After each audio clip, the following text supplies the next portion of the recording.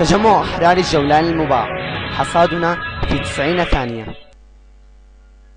في محافظة القنيطرة استولى الجيش الحر على كتيبة للصواريخ في منطقة خان الشيح، وقاموا بتحرير أكثر من 50% من الإسكان العسكري أحد أوكار النظام هناك. كما شهدت مناطق صعصع وخان أرنبة ومدينة البعث استنفارا أمنيا وتعزيزات عسكرية كبيرة.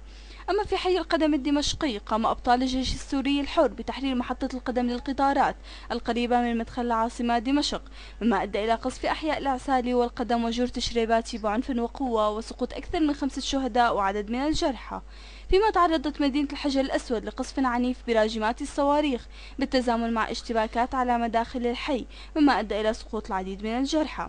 وفي بلدة سبينة هاجم أبطال الجيش السوري الحر حاجز مفرق السبينة وكبدوهم خسائر بشرية ومادية فادحة قوامها 4 دبابات وعدد كبير من العناصر. ترافق ذلك مع قصف للأحياء هناك في حي الإذاعة والجمعيات داخل البلدة. كما أغارت طائرات الميج بالقنابل الفراغية على بلدة شبعة في الريف الدمشقي، مما سببت دمارا كبيرا في البلدة. سقطت العديد من القذائف في أحياء العاصمة دمشق في مخيم اليرموك وحي الميدان، مما أدى إلى سقوط شهداء والعديد من الجرحى.